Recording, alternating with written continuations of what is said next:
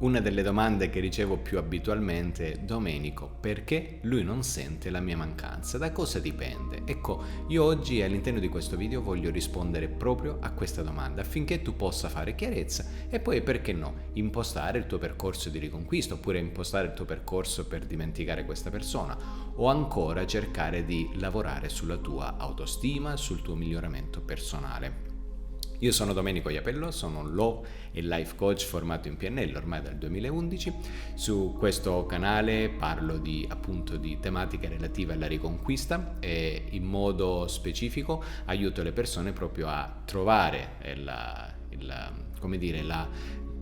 propria missione di vita con gentilezza ed eleganza e soprattutto riavvicinarsi gradualmente al cuore della persona amata sfruttando due leve importanti, le emozioni e la comunicazione. Ora andiamo a noi.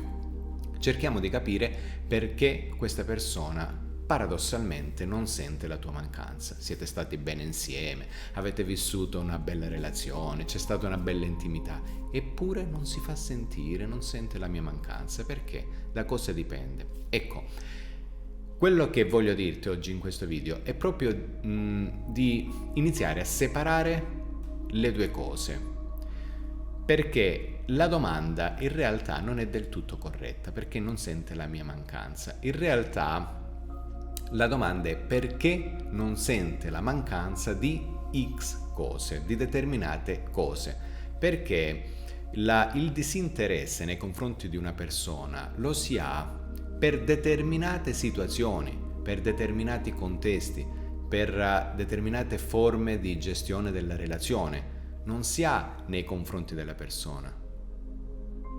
Perché in realtà gli manchi e come? È sicuro che gli manchi. Se siete stati bene insieme, è sicuro, è certo che gli manchi. Il problema sussiste quando la persona che decide di lasciare perde l'interesse per quelle cose che in realtà sono state trascurate nel corso della relazione. Ora, il compito principale sta a te. Io ti do proprio un compitino che è quello di ricercare quali sono queste situazioni, quali sono questi contesti, quali sono le emozioni. Quindi non puntare il faro su di te, cioè sentire la mancanza nei miei confronti o meno. Puntare il faro sulla situazione specifica, sul contesto specifico, sulle emozioni specifiche.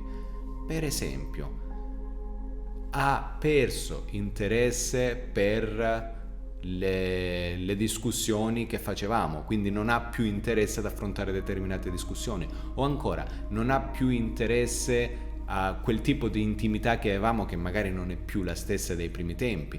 Ha perso interesse per come io, per esempio, gestisco la mia famiglia, i miei genitori, o ancora per la perdita di attrazione mentale. Non ci sono più argomentazioni all'interno della coppia che la facciano sentire viva. Ecco, lì bisogna ricercare, nelle situazioni, nei contesti, e non puntando appunto il dito verso te stessa. Quindi, perché Domenico non sente la mancanza nei miei confronti? E io ti dico, dall'altra parte, trova quali sono le situazioni e i contesti per i quali lui non sente più mancanza. Una volta trovati e individuati quelli, io sono disponibile per aiutarti. In descrizione di questo video troverai tutto: il mio sito web, i miei contatti WhatsApp, eccetera eccetera, come anche tanti corsi gratuiti.